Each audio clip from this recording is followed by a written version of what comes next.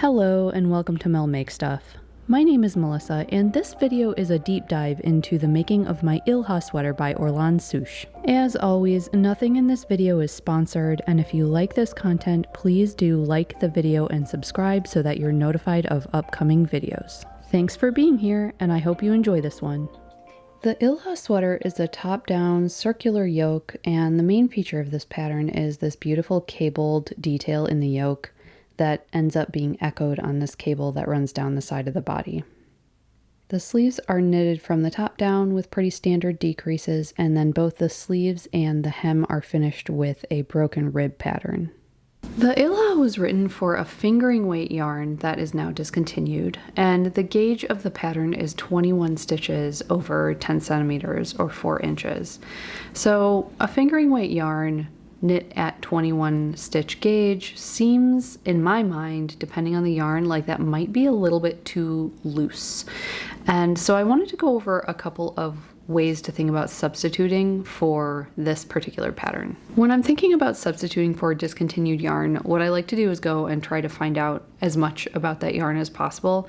And sometimes that means like zooming in on photos to see if I can see what it actually looks like up close. The original yarn used for this is a Rosa Pomar yarn that is 60% wool and 40% alpaca. It appears to be just a normal 2-ply from photos that I can find online. And so just based on what I can see and what I know about this content, I would assume that it is maybe a little bit fuzzy. It might have a little bit more drape than usual. And so I'm going to be looking for those types of qualities when I'm substituting for this yarn. Also considering that 21 stitch gauge and the fact that the finished photos of the sweater in the pattern photos don't look like it's a very holey fabric, I assume that it is a yarn that has a little bit of an ability to like fill in the holes in the garment. So that's what makes me think it might be a little bit fuzzy. Originally, I was thinking about substituting for this with a sport weight yarn from my stash, and I actually just pulled out a little selection of fingering weights and that original sport weight I was going to use, and I thought it might be interesting to talk about them. What we have on the far left is just a regular run-of-the-mill superwash yarn. And so I know a lot of folks might be used to knitting with just a superwash fingering weight yarn. You can see it's pretty smooth. I personally do not tend to knit these types of yarns at something as loose as a 21 stitch gauge. I prefer the feel of a fabric with a superwash yarn at maybe 24 stitches plus. And so this isn't something that I would choose for this project just because I would be worried that the fabric would be a little bit too loose and could easily get sort of pulled out of shape or get pullers in it, or the fabric might not hold up very well.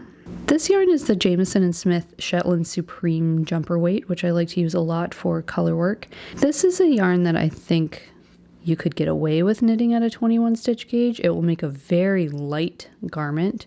It's a non-superwash wool and just a little bit of toothiness to it. So the garment might have a better chance at not stretching out of shape. For me, it still is maybe a little bit too thin for 21 stitches, but I think that this one is definitely more doable than the superwash merino. This yarn is a fingering weight farm yarn that I bought a couple of years ago. This is from Tidal Yarn, so it's beautifully naturally dyed. And this, you can tell that the strands just have a little bit more body to them. Even though this is still a fingering weight yarn, you can knit it easily at most fingering weight gauges. I think just the fact that these strands are just a little bit thicker give this a better chance at looking good at that looser gauge. Now this yarn, which I find very interesting, is the Belles Bouclettes Jolie, which I just bought at Knit City Toronto. I bought 2 colors of this. I have this in a blue, and the content of this yarn is 70% kid mohair and 30% rambouillet, which is a very interesting combo that you don't see very often. And you might think upon hearing 70% mohair, you might imagine something like a kid silk haze type mohair, but this is actually appears to just be the mohair and rambouillet blended together and then spun normally, this is a 2-ply yarn, and then hand dyed. And so what that mohair is actually doing in this particular yarn is giving it some drape.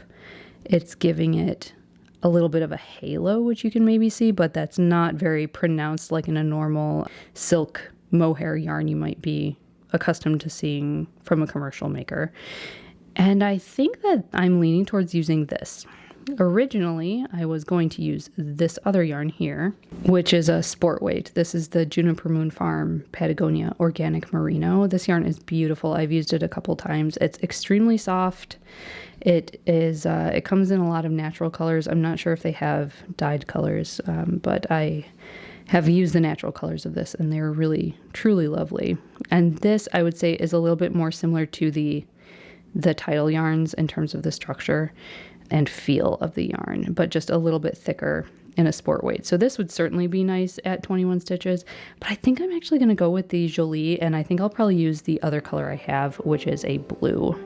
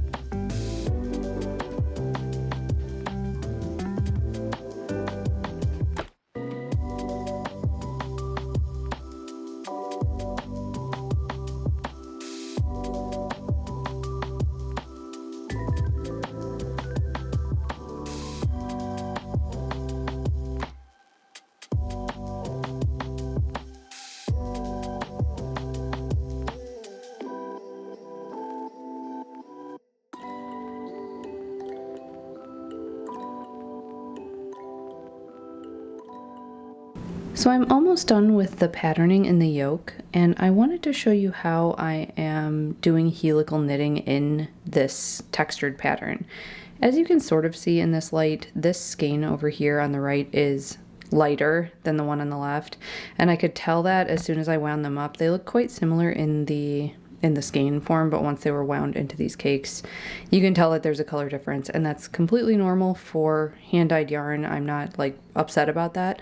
I just knew that I wanted to start alternating skeins within the yoke itself instead of doing what I would normally do in this scenario. If the skeins are sort of close in color, is I would knit the entire yoke in one skein and then start helical knitting or alternating skeins or whatever after the yoke texture was done.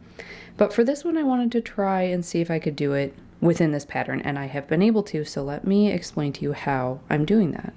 Since this is a paid pattern, I blocked off the vast majority of the cable chart and just left these 4 rows so that you can see what we're dealing with here. So we've got alternating rounds of knit 5 per 1, and then we have these 2 other rounds that have this little 1/2 cable. And I'm going to show you how I'm dealing with this stitch pattern in helical knitting.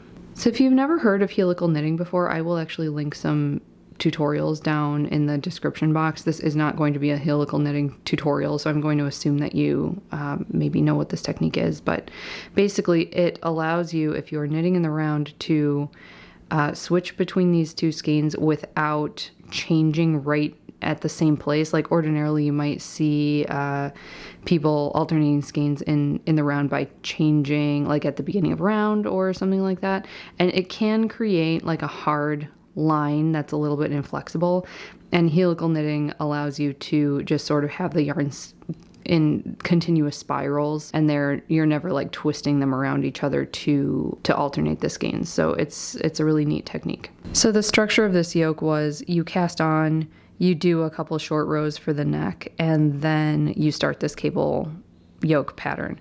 And eventually I'm going to go back and pick these up, and I think there's some sort of little neck finishing that happens at the end. So I ended up joining my second ball almost right away after the short rows were done and the cable yoke pattern was about to start. I joined in that second ball. So I've been helical knitting since the beginning of this yoke, and as you can see, even though these skeins look, I mean, there's a visible difference there in the color, I think.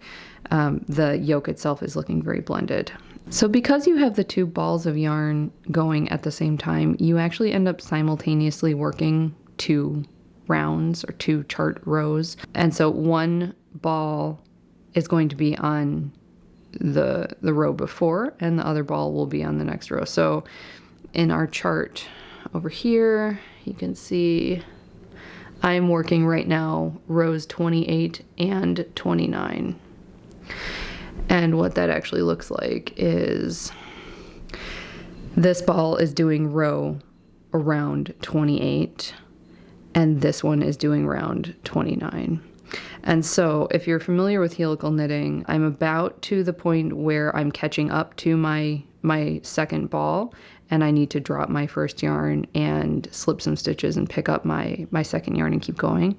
So I'm just going to do my last repeat of this little cable pattern that I'm doing in row 29, and then I will pick up my other ball here.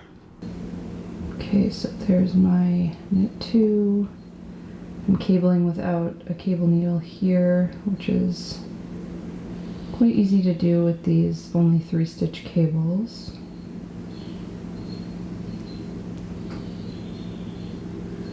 And then purl.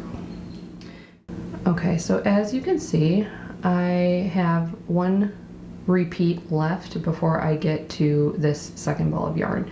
So I'm going to stop here and slip all 6 of these stitches just so that it's clear where I am when I come back around to pick this yarn up again. So with this ball on the right, I was working row 29.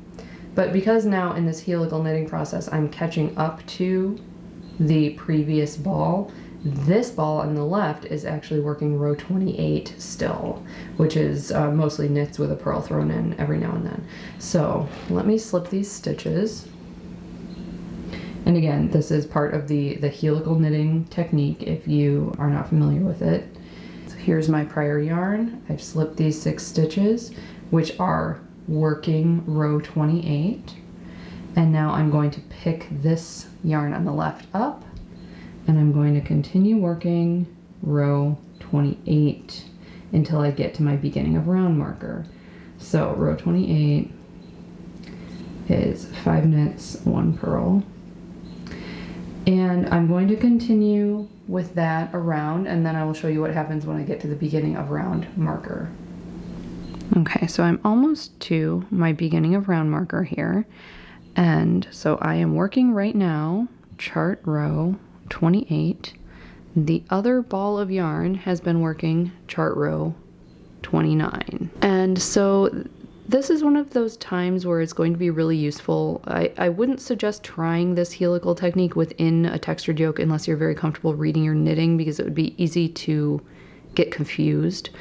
But basically, because row 29, the cable row there, has already been started, with this ball of yarn, as I am working around and I pass this beginning of round marker, I'm actually going to start working row 30. So you might think of it as one ball works the even rows and the other ball works the odd rows, but reading your knitting, I think, is going to be the way to definitely keep this from getting messed up. But just to illustrate, so you can see here that this last round worked after this beginning of round marker is that cable round on round 29. And so it might feel like, you know, this was the part that I was worried would get confusing. It's actually much easier when you're knitting it, when you're physically doing it, to understand what's going on. But basically I'm going to finish row 28 here, move my marker, and then I'm going to start row 30, which is the same as the current row I happen to be working on, just the working even after this cable round. So I'll show you again what happens when I come up to the next ball of yarn. One of the things that I've been doing that's really keeping me on track is coming and checking off the round I just completed every single time I pass that beginning of round marker, and that is really just keeping me organized here. Okay, so I've been knitting around on row 30, and here is one repeat before I get to my previous ball of yarn. So this is row 30, this is row 29 here, and this is actually row 28. So when you're looking at this, it can seem a little confusing, but what I'm going to do is now slip these 6 stitches, and then I'm going to continue. So I've been doing row 30, I'm going to slip these 6 stitches, and I will continue with row 29. Then when I get back around to the beginning of round marker, and I've been working round 29, I will check off round 29, move my beginning of round marker, and start row 31. So that is basically how I'm doing this. And I will show you at the end how there's really no jog or anything like that at the beginning of round. It seems like there might be, or you might be wondering if there is, but I will show you at the end there is no jog.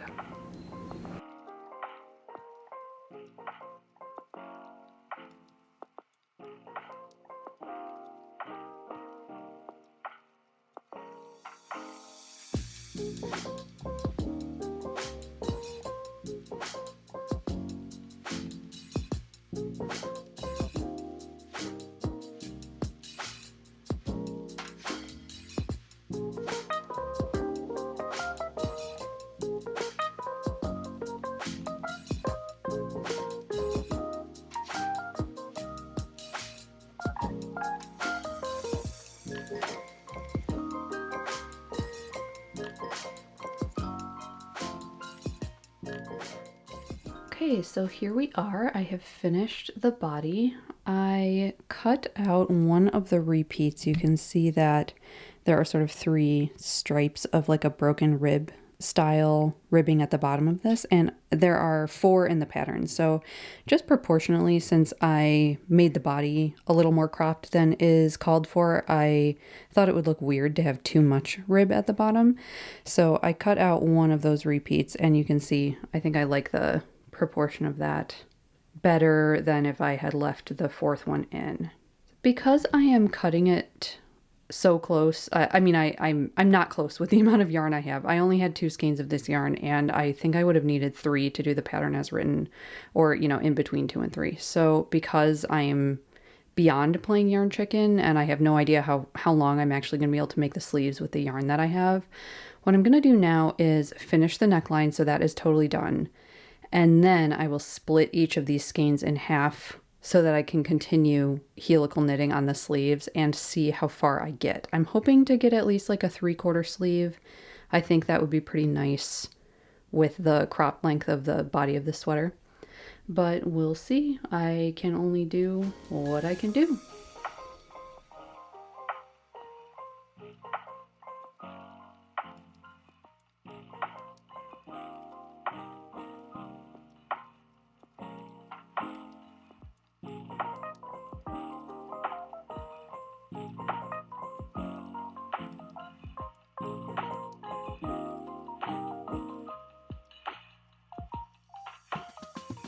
Good morning. It's a couple of days later, and I've gotten most of the first sleeve of this sweater done. So we're going to do a little try on right now and see how much further I think I can get. So here you can see the sleeve length. I think I am actually going to be able to get a full sleeve out of just this, which is an absolute miracle. I don't want it to be too long, so I think I'm going to aim for like a bracelet length. And that means I only really have a little bit more before I need to start the cuff. The pattern calls for the same amount of ribbing on the bottom of the sleeve as on the hem. And so as you'll recall, I cut out 1 repeat of this broken rib here, so I will do the same on the sleeve cuff. What I usually do when I'm playing yarn chicken to this degree is when I get to this point where I'm starting to worry about running out, or I was worried, I will weigh my remaining yarn and calculate how much it's taking me to knit like 1 round or 2 rounds, and then from that extrapolate how many more rounds that I can feasibly get out of this amount. With just this small distance remaining, I'm no longer worried about running out of yarn, so that's fantastic. I really was not knowing how this was going to end up when I started this sweater, because I have so much less yarn than is called for. It's sort of a little ridiculous. So you can get a sense of the fit. I'm wearing the body with, I would say, about 4 inches of positive ease, and then the sleeve is a little bit slimmer. I have sort of a larger than average arms for my bust size, so the sleeve I think might be meant to fit a little bit looser than it's fitting on me, but I like this shape of sort of a blousey, more oversized body and slightly slimmer sleeve. I don't like tight sleeves, but I would say this is perfect on me. I like the way this feels. And you can see the construction of this yoke. So we have a circular yoke, and then there are raglan increases after the yoke, which is nice. I really like this construction for a yoke. If you wanted the yoke depth to be closer to the underarm, you could stop the raglan increases earlier, and you would need to change your cast on for your underarm, of course, but that would be an easy enough fix if you didn't want this sort of slightly oversized yoke feel. There's a little side view. I really like this thing. I think this length also would be cute over a dress or a skirt. So that's nice. I'm going to be able to wear this with a ton of different things.